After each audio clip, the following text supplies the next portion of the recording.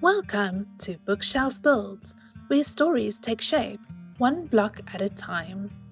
In this series, I recreate scenes, places, and moods from the books I read, not with perfect accuracy, but with imagination.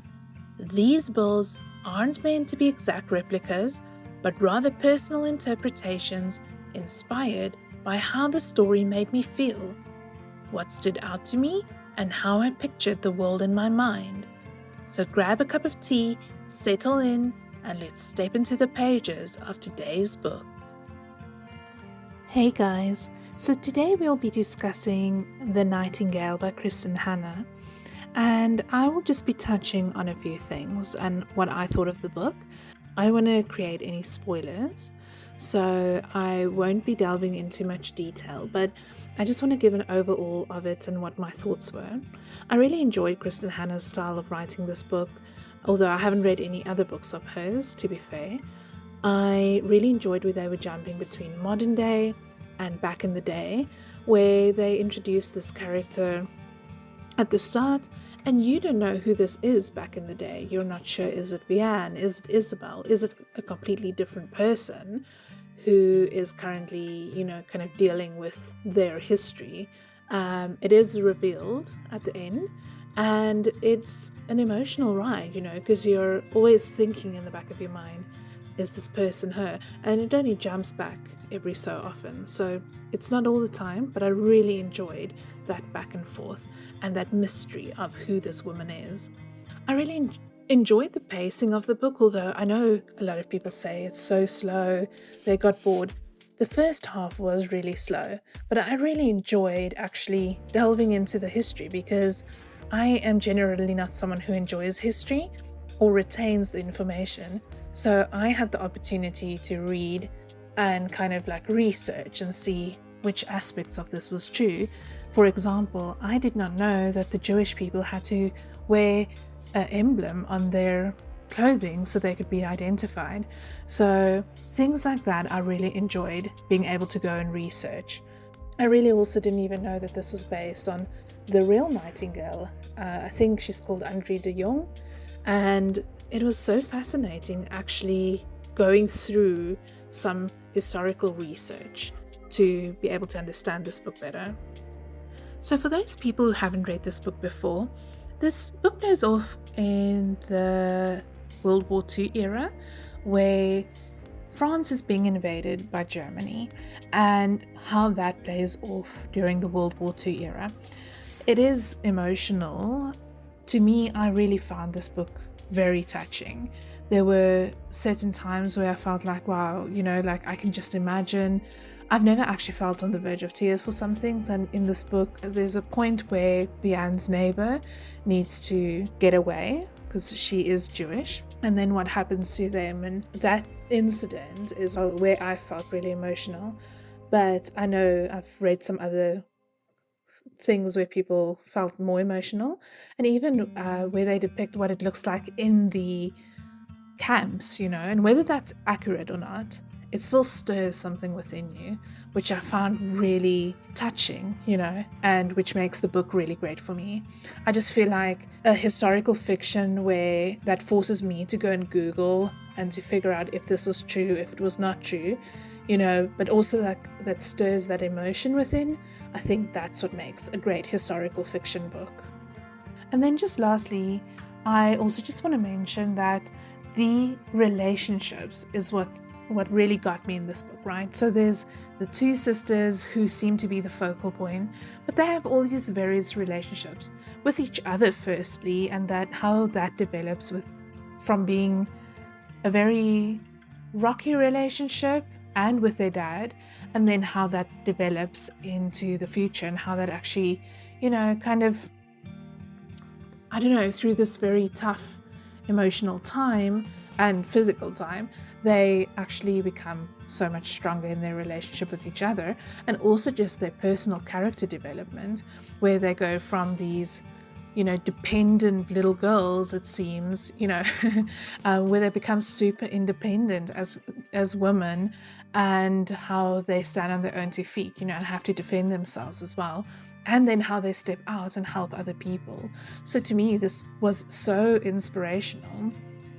I also then just want to refer to them with other people. So Isabel has this relationship with a guy, or I call it relationship, but how their relationship develops as well, and how she just sees the world, and how she experiences men, and also just her relationships and the way of thinking in general. And then Vianne, she's married, she has a daughter, and then her husband is called to go fight in the war, and how she has to handle things back home. There's also this German captain that comes to stay at her house because it's close to the airfield, etc., and how their relationship develops. And then when he is gone, then another German captain comes to stay in her house and how that goes. So it's very back and forth, and you think, oh, things are looking up, but then it turns around and it doesn't. And where you think something might have a good ending, it doesn't, or where it has a bad ending, it turns out great. And where you might not think you might not see a character again, you do. So it was a very up and down kind of book, which I really enjoyed. And then also being able to research everything, that really caught me. And then just, what this book means, it's showing how the Jewish people were persecuted, how they had a tough time, and how they touched the lives of others who weren't Jewish, and even those people, and how they tried to help. So yeah, it felt to me like a very overall good story, where they even also showed what happened to the guys who were shot down in the airplanes, what happened to them. So I really enjoyed this book, and I hope I didn't give anything away and spoil it for anyone, but hopefully you are willing to give the book a try, and give me your thoughts, please. I would love to hear what you thought, what you saw different to what I did. And then also, if you look at my build, because I'm going to go into the interior and show you what I thought of it, or just walk you through, I would love to hear what you thought differently. So again, this is not supposed to be a super accurate kind of build to the time or to the, to anything, but it's supposed to just kind of give you the idea of how I pictured it in my mind, although the details aren't that important, it was the overall story that it was. So I really hope you enjoy it and enjoy the interior tour. So when we come up this path, I would imagine that this path was slightly broader than this because we have a car, driving up here every so often. They actually mentioned cars quite a few times. The German officers as well as Captain Beck, parking in front of the house. So I would imagine, the pathway being slightly broader. Once we go through this gate, this is the gate that they mention having broken when all those people were fleeing from the town, when they were leaving and coming to bang on her door. This is unfortunately the only way that we could depict this gate, but yes, this is the little gate that was broken. Then I imagine her little garden looking like this, her front lawn or front garden area. Then they mention her crops that she grows for herself and her, flowers and things like that. So I've just made like a little random, with a few roses and some, carrots and potatoes and beetroots, this is all that, that we could show from a Minecraft perspective. Here I imagine was the tree, to me, like here's the entrance to the house. I imagine one of these trees would be where she was hanging all those little ribbons every time someone passed away, or so on. So that's where that would be. And now some details that I never really thought of, but like as I had to do this build, I had to kind of figure out where that would have been. So in the start of this book, or at the beginning somewhere, where her sister escapes Paris, they flee, and her and the guy that's with her, they actually come to this house, and they mention her going to sleep on her back porch area. And so I never really imagined where that porch area was. So doing this build, I just fit it in here, as the lounge is through here. So I just felt like this might be the best way. And I think they mentioned there was a cover overhead, but yeah, as I say, I'm not like going to trip up over the small details, because this is supposed to be a depiction of how I pictured things, and it's not specifically accurate to the book. It's just how this picture was stuck in my head as I read. So this would be that back little veranda slash porch situation. Then I would imagine there's a little outlet here, and with the barn area situated right there, and then her neighbor's house, her best friend's house, round about there. So I wasn't going to go into all of the building, all of the areas. The idea was just to create something where I am able to discuss this book with you and my thoughts on it.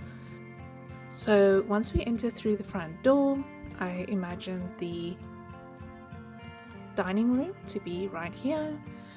Whether it was this big, I wouldn't know, but I would imagine the dining room area there. And then the little kitchen with, looking out into the garden. So the little kitchen right here, I just put in some shelves, her oven and stove. And then they also mention having a pantry.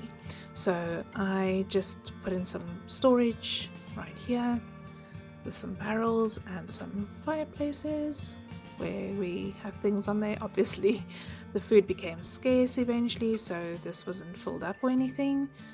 So as we move along this way, again, I didn't really think about all the details, as I mentioned before, but like, for example, this back door going out onto this porch that we just saw outside, I did imagine there being a little bit of a lounge here, maybe not as big, but I also didn't imagine where a bathroom would be, since the bathrooms aren't seen as that important.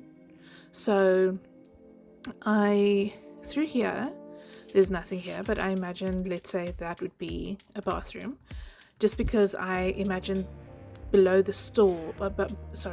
stairs, there would be the room that Captain Beck lived in. So I just made a little room here. It's very cramped. I think they mentioned that it is a little bit of a smaller room, because when the second German officer moves in, and her kids, Vienna and her kids, all sleep down here.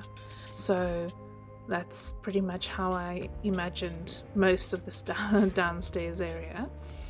When we head upstairs, I didn't necessarily imagine it being this big, but again, I would think that there would be a bathroom, so I just made this little room. Again, it's not decorated, it's just to show where I guess it would go. So that would be an extra room that I never pictured. And then they mention her little girl's room, so I just put in a little pink bed here, a smallish room, and then Bian's room, so where they also mention that all three of them, slept every so often.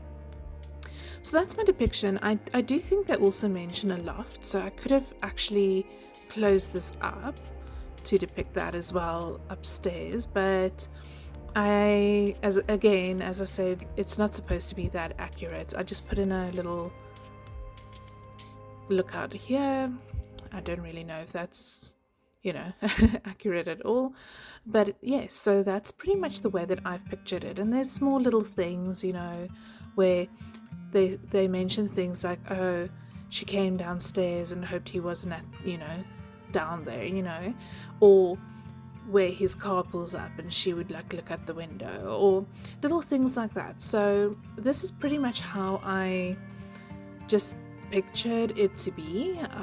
Again, as I say, not necessarily to scale, but generally a layout of how I pictured it.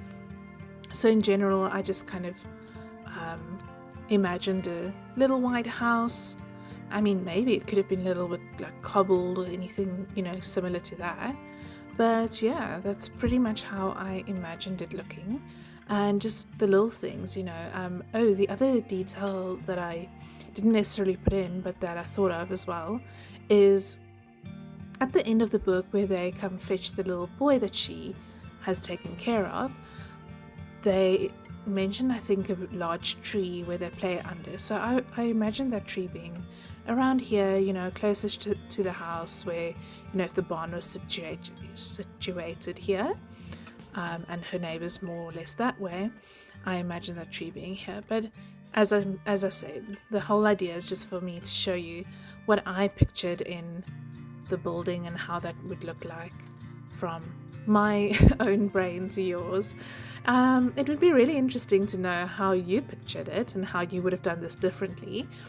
I guess, so the idea was that I wouldn't go and research after the fact to see how accurate this is, and just go with what my gut is saying, like, this is how you pictured it and what I remember from the story.